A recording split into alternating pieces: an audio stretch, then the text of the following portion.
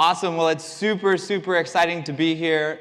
Real Thread's been coming to Creative South for the last, I think, maybe 5 to 6 years. And we do a lot of creative conferences all over the United States, and Creative South is by far our favorite. Because you really do come as friends and leave as family, and it's an authentic, genuine conference. So when I learned that I had the opportunity to speak here, I got really excited. But really quickly, something kind of started to weigh on my heart, and it's something that I got to get out. I have a confession I have to tell you guys. I have 0 Illustrator skills. I can't even open Photoshop, and I really only use Adobe products to sign contracts.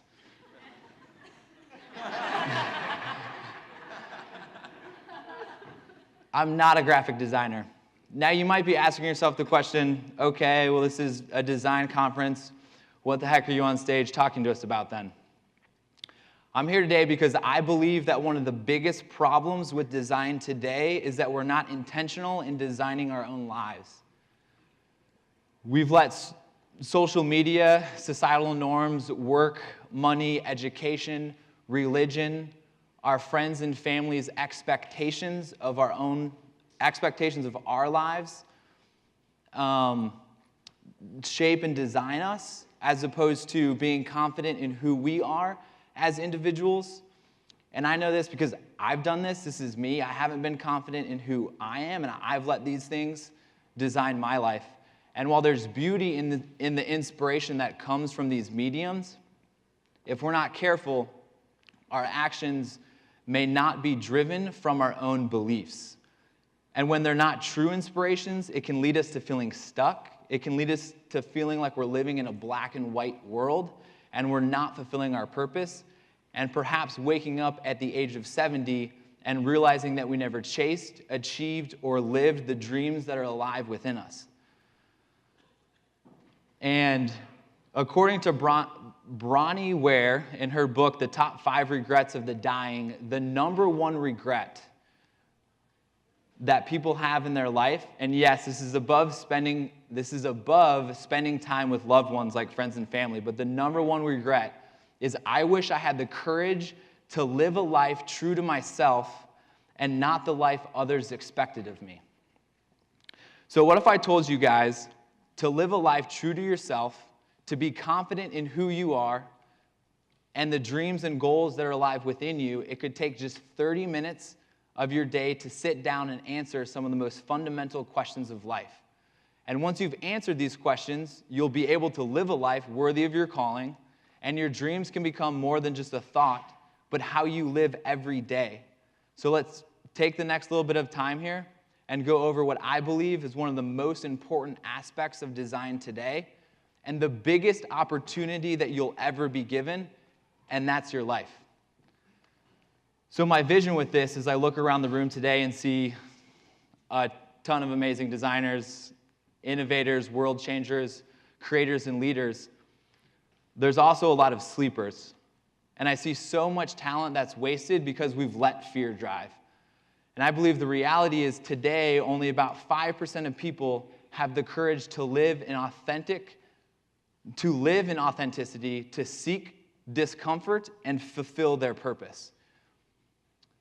Those people have chosen to give enough thought to their own lives that they'll leave the impact on the world that they were created for, so they can be on their deathbed thinking, yes, I lived a life worthy of my calling. And I believe today we can get that number to 95% if we take some time to sit back and answer these fundamental questions to life. This will allow us to live for something greater than just ourselves, something that gives us purpose, and it allows our skills to be used and invested into the lives of others, and that you'll be able to wake up every morning with your first conscious breath full of excitement and joy. Well, let's be real, probably not your first conscious breath because it takes a little bit to get out of that daze. But we can at least wake up and get past that morning haze and know that we have purpose rather than hitting that snooze button and rolling over and over and wanting to continue to sleep. We can wake up knowing that we're going to leave an impact in the world today. My kids always amaze me at this. They'll wake up and sure, they're a little bit dazed and confused at first, but they wake up excited and ready to make the most of their day. They don't sit and wait for someone to ask them to do something. They're creative, innovative, curious, and they care about living life to its fullest as a natural instinct. To the point where my 3-year-old Cohen, yeah, he's so cute, gosh. So to the point where Cohen, he'll wake up at 5 a.m. sometimes, and he goes into the kitchen, and he opens the fridge, and as he opens the fridge, he starts to climb it, because little kids are short, and they can't reach things that are high. And we put the eggs on the top so he can't get them, but that doesn't stop him. He still climbs up there and gets it, gets the eggs, takes them down, sets them on the counter, gets a bowl, and then he's 3, I mean, he's super little. He'll take the eggs, crack the eggs into the bowl and try and make scrambled eggs. And it's to the point where he goes and he gets the frying pan, and probably like 75% of the time it's actually a boiling pot, not the frying pan, but he puts it on the stove, knowing that he can't turn the stove on, at least not that I know of. But the beauty in this is he doesn't let that stop him from doing all of those things. He doesn't know how it's going to be completed, but he wakes up and he gets going. My kids make space shuttles out of dining room chairs. They look at clouds and see dinosaurs. They do not conform to standards. They know what they want, and they'll go through hell and high water to get it. It's crazy, though, this natural instinct of curiosity, drive, and confidence that's so alive and present in children. Somewhere along our life, that little kid version of us may have been suppressed by a variety of mediums, and we begin to live our lives not based on our true selves. Because somewhere, someone told us we couldn't dream like this. We couldn't make rockets out of our living room furniture. And we started to believe the lie that we weren't meant to live for something greater. We turned complacent and started to believe that this is just how the world is. And we started to think that we didn't have a choice in our desire to live in harmony, leaving an impact on the world by using our God-given talents inside of us. Somewhere, somehow, fear came in and took control of the dreamer. But it doesn't have to be this way. I'm super passionate about being intentional in designing our lives for 2 main reasons. One is I've seen the outcome of being intentional and designing Real Thread as a business. We've answered these 3 questions as a business, and it's allowed us to remain focused and confident in who we are and the services that we offer as typical business distractions come in and try and bump us off pace. And some of those things are, we've been able to, having answered these 3 questions, it's allowed us to impact the lives of 2.2 million people through t-shirts. We're able to employ 50 incredible people, and we've made the Inc.'s fastest growing company list for the last 3 years, and it's going to be a 4th this year. These stats in and of themselves are not success, but they're a byproduct of the business being intentional about progressing towards our dream, a worthy ideal, which is a great definition of success, is not the outcomes or the byproduct, but success is being intentional about progressing towards your worthy ideal, progressing towards your dreams and your goals that are within you. The second reason that I'm so passionate about designing our life is I've seen the joy and authentic community that's come from Real Thread as a business being intentional in answering these questions. And I started to make parallels between how we ran the business and how my own life could be lived, realizing that I hadn't done a good job answering these questions myself. I wasn't being intentional. I was being so intentional in designing the business that I let my own life take the back seat. So, and I don't know if you guys can relate to that, but we can stop doing this. And let's dive into these questions and figure out how to live a life worthy to our calling. And we'll start with the first question, something a little bit light. First question is, what's your purpose? Not necessarily a light question. And to help with that, there's a couple of leading questions that can help us determine what our purpose is as individuals. So what's the impact that you want to leave on the world? And to dive even further into this, it's important for us to think about what we believe about the world. So to kickstart how we want our impact to be in the world, let's start by answering this. And this answer is going to be different for every single person. Maybe a couple of you will have the same ones. But that's the beauty about people, is that we're all so different, and together we can do amazing things. So I believe the world is, fill in the blank, love. I believe the world is joy. I believe the world is colorful. I believe the world's broken. I believe the world's dark. I believe the world's unjust. What do you believe about the world? You see, our beliefs will drive our feelings, and our feelings have a tendency to control our behavior. So what you believe about the world will drive your motive in the impact that you want to leave on this world. So here's a really small, practical example of how an outcome can change if you're reminded about what you believe. This is my son Cohen, who's getting a little bit anxious about going down a hill. To stay towards you. Cohen, do you want to go down the hill on your bike? No, I want you. Okay. Here. Look. Come here. No, I don't want to do it. Okay, but let's get by your bike. That's Okay. the bike. Come here.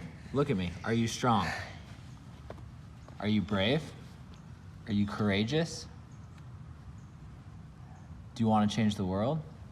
Do you have the passion and the dedication? Okay, let's pick up the bike. We're going to go down the hill then. Okay. You got it. Is Mom coming right now? Yep. No. And Cohen, what happens if you fall? I get up and keep going. Okay, let's do it. Come on. You got this.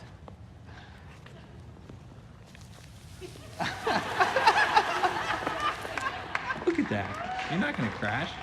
Woo! Yeah, Cohen! Good job, buddy.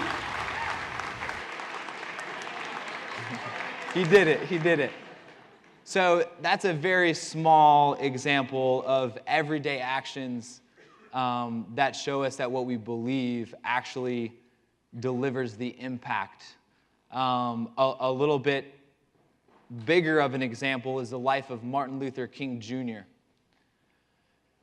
Martin Luther King Jr. believed that all men were created equal, and this world was to be enjoyed by everyone equally, no matter your race. This belief, paired with his skill set of being a great communicator and a natural-born leader, had an impact on our nation in unfathomable ways, and the lives of millions and millions and millions of people were impacted. Because once you pair your purpose with your God-given talents, you are able to move mountains. And when you find purpose and belief, it should be so strong that you're willing to go through hell and high water to live it out, to the point that you're even willing and able to sacrifice your life for what you believe, as Martin Luther King Jr. did on April 4th, 1968, 50 years ago. So what impact do you want to leave on this world, and how does your skill set align with your purpose? At Real Thread, our purpose is to inspire joy in the lives of others. We strive to build an organization that's eloquently driven, that's full of purpose and joy, and we strive to leave those that we encountered inspired, seeking to find the foundation of our purpose and the source of our joy, so they can experience joy in their own lives. And it just so happens that we print custom t-shirts as a means to live our purpose. So, first question is, what's your purpose? The second question is, what do you value? See, values will be the support to your purpose, they'll shape your culture, and they'll be a reflection of the individual that you are. Values come in many different forms: money, possessions, family, God, good health, honesty, integrity, wisdom. And while we'd probably agree that all of those values are good, it's really important for us to hone in on just a couple of values. We like to say 3 values, because if everything's important, is anything really important? So how do you determine what you value? In order to determine what you value, it's best to start at the end. And so this is actually an interview question that we ask potential hires at RealThread. So let's imagine it's your 70th birthday.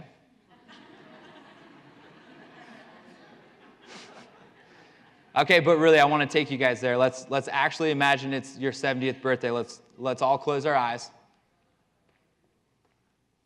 We'll take a deep breath. So it's your 70th birthday party, and all your friends and family are with you. Where are you? Are you inside? Are you outside? Is there a lot of people? Is it a small group? This is your celebration of life. This is a celebration of the life that you've lived the past 70 years.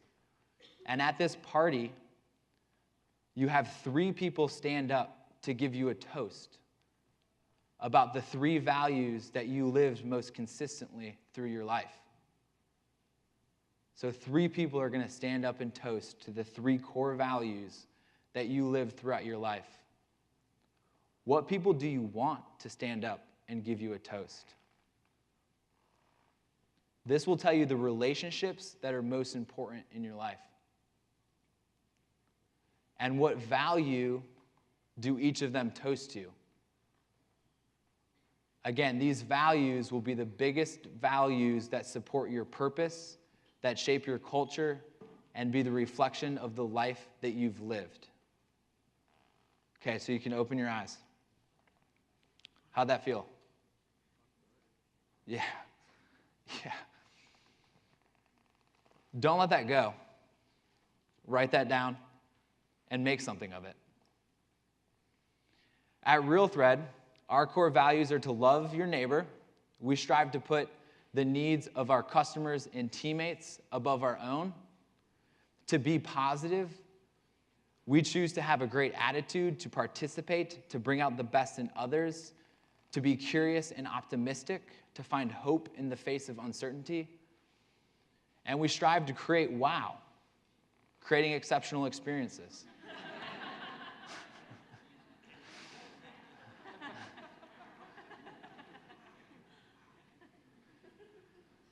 So now that we understand our values and how we want to leave an impact on this world, we can't stop here. We must continue to our vision, which leads us to the 3rd question. What's your vision? And so for vision, I'd love to tell you a story about two boats, 2 cargo ships.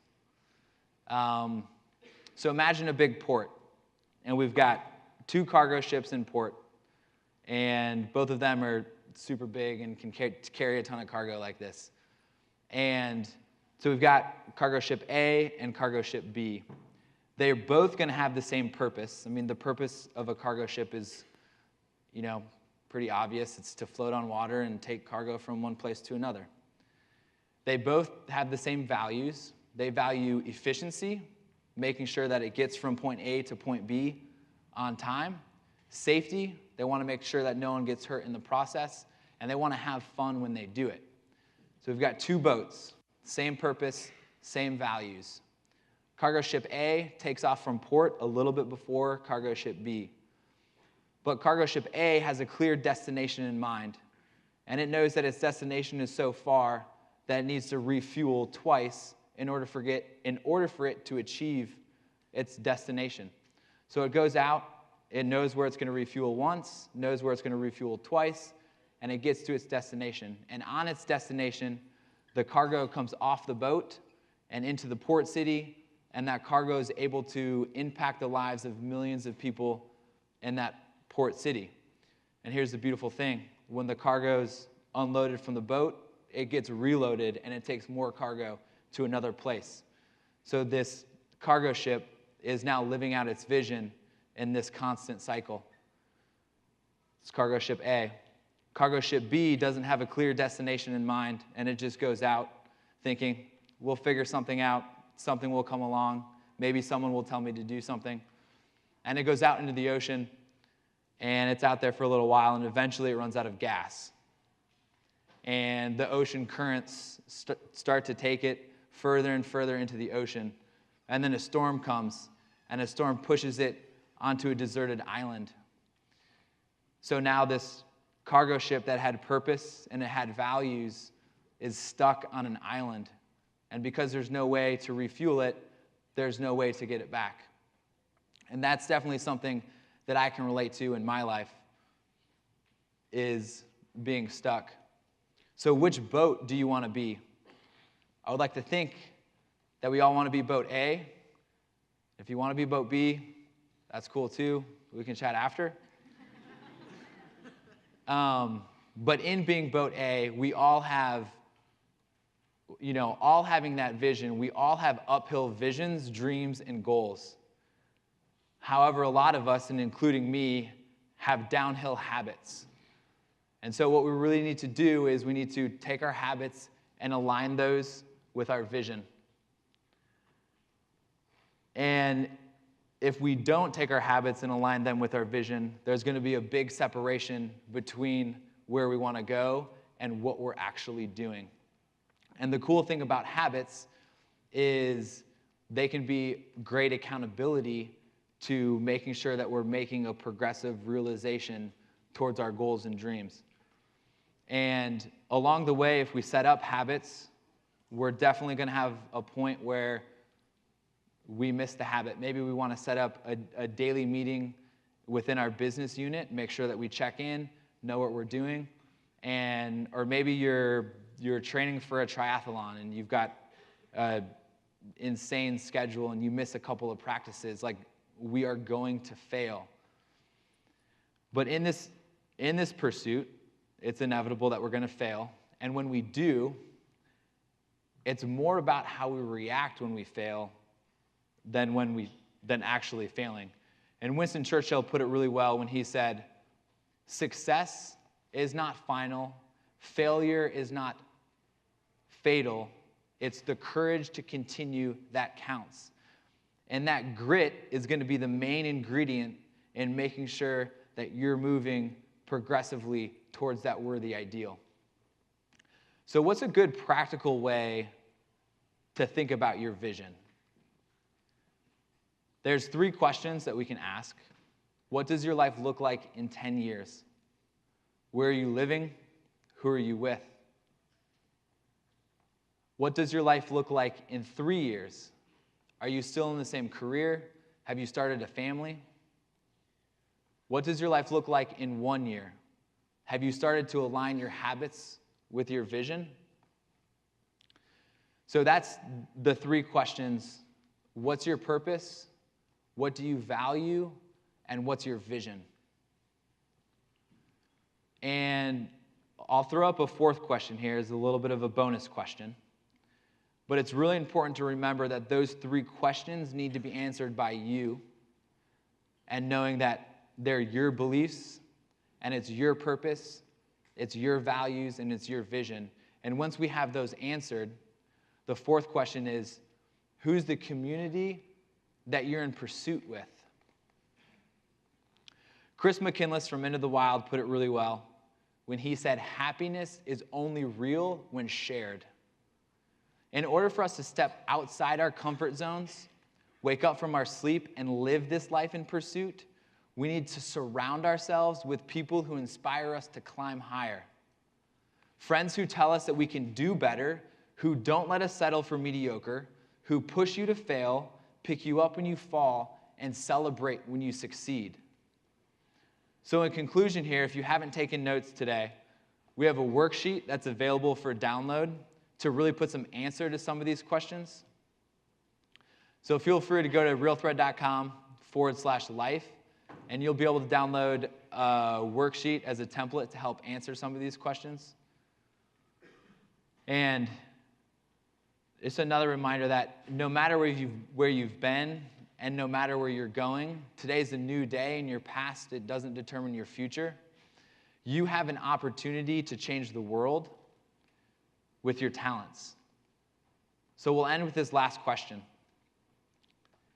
If you have 24 hours left to live, are you living your purpose? Are you living your values and your vision? Or are you living a conformed, comfortable, easy life? So please take the risk, because your life is worth it. You have one life, and it's the biggest opportunity that you'll ever be given. And I beg you to know that you're beautiful, that you're capable. Know that you're here to live an impact on this world with your talents and give it life. So please take this beautiful opportunity called life, design it, and make it yours. Thanks, guys.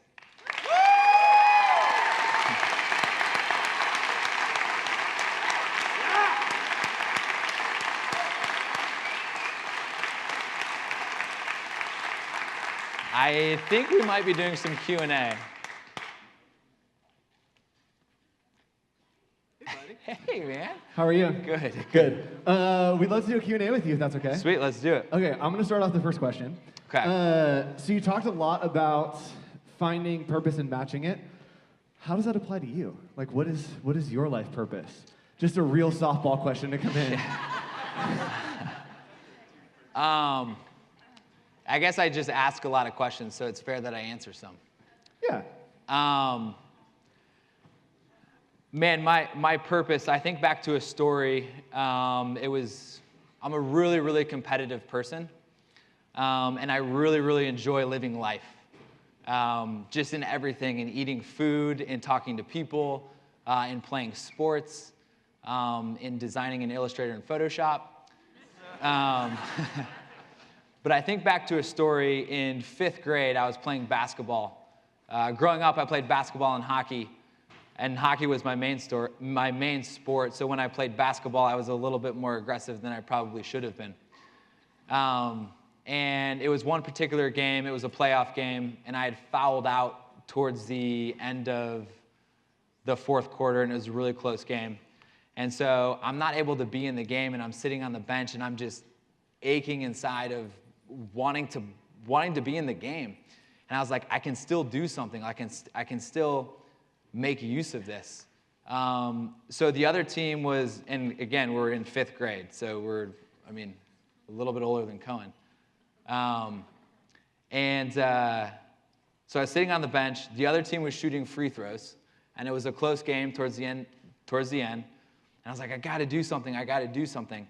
So I actually stood up on my seat, turned around towards the bleachers, and tried to get the entire audience into it so this kid missed his free throw and we could win the game in 5th grade. So, and that's the little kid that's inside of me that I have to fight for every day to try and draw that kid out. And I'd say that my purpose would be just on a daily basis to try and inspire people to live the life worthy of their calling, to get people out of the bleachers and to really enjoy life. So I'd say that's my purpose. That's awesome. Get people to just do the thing. Yeah. What their thing is, do their thing. Just do it. That was like the most wavy clap. It kind of just like made its way back. I loved it. Okay, let's open up for Q&A. We have time for probably 2 or 3 questions. Anyone? Hi, Liz. Here, I'm just going to give you this mic. Hi, first off, I really love what you were just saying. I totally resonate with that. Awesome, I'm thank just you. wondering, I know for me, and I feel like, for me as an illustrator, and I feel like for creatives in general, sometimes our idea of life is kind of amorphous. I know for me, like, I know that I'm in the right direction, but I don't necessarily, it's like feeling out a fog. It's like, I know I'm going in the right direction. What do you think what's your opinion on the role of intuition and vision? Like, because it seems like you're talking about like clear visions, clear goals, destination, where I think sometimes you can be maybe boat A, point B. Do you know what I mean? Like, you can be somewhere in between there. What do you think about intuition and the role of vision? Man, I say this at work all the time. My crew can attest to this, but I would say trust your gut. You know, there's our brain and our heart is an amazing, amazing thing. And a lot of times it's much quicker to pick up our vision. I'd still say that you have a vision, as you know, you kind of mentioned, hey, I kind of know where I'm going, but it's a little foggy. But yeah, I'd say trust your gut and continue to set up habits that are going to push you towards whatever your gut's saying to go to, because your mind and your heart can pick up a lot of cues that, you know, maybe the analytical side or like this super clear vision, you know, may distract you from. I'm not sure, but yeah, follow your gut. Yeah, good question. All right, one more. Were you pointing or were you raising your hand? We were pointing. Okay. Any other questions? Yes. Hi. Hello. Here's a microphone. At what point in your life did you decide to start Real Thread? Like, you know, what was going on in your life at that time? Yeah, good question. I actually didn't start Real Thread. I came in early on, and man, so I was going to business school at Florida Gulf Coast University, and I had taken out loans to go to school, and I'm learning business, and I'm just thinking like, what am I doing? Like, I'm conforming to all of this. Like, I'm taking out loans, and I'm gonna have to pay this back, and I'm learning stuff that's probably outdated because, I mean, they're talking, yeah, I mean, our marketing classes were ridiculous. And so at that point, I was like, hey, I need to do something. I'm not gonna follow this typical path, and maybe a little bit more of a gut thing and just say, hey, I'm actually gonna go get involved in business. And my good buddy is the one that founded Real Thread. And you know, from there, I was just like, okay, cool. Let's jump into this. Let's make it happen. And you know, here I am 6 years later. Real Thread's been around for 10 years. But yeah, still cranking and cruising. So yeah, good question.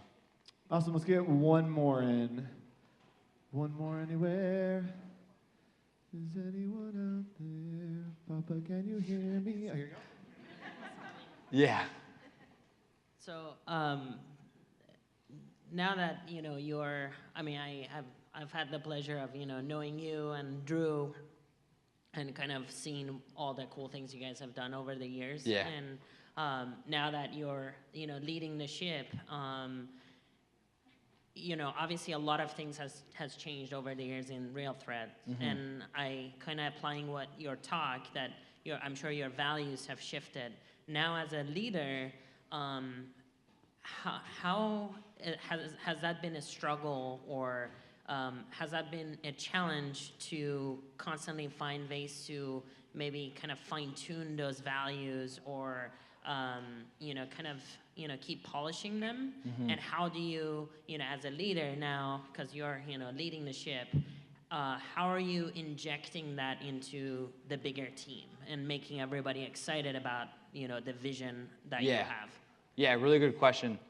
I think of two quick things. It was the transition was a nice, easy, fluid transition from Drew to me, and we just had an amazing culture. It's something that we always cared about. So that part of it was pretty easy. From there, one of the first things that I did was create just create like a little bit of it wasn't a culture guide, it was like a vision packet that talked about what our purpose is, what our values are, what we want to do from a revenue standpoint. It's literally answering a lot of these questions, and we, have a lot of things broken out and have like actual tangible goals. So I took a lot of that stuff and packaged it up, and then gave it to the entire organization so we could all be on the same page with it. Another practical thing that we do is every Friday when voting for Employee of the Week, with our core values, we have 15 I statements that we try and live by that are a little bit of the core values broken out. And we'll vote for Employee of the Week based on an I statement. So if you're voting for someone, you pick the I statement that that person lived out, and then you'll give a little bit of a story. And then just talking about it over and over and over. But those are a couple practical things that we do to try and infuse the values into the culture. Yeah. Good Awesome. question. Thanks so much. Let's give it up for Jordan, guys. Cool. Thank you, sir. Thanks, man. Thanks, guys.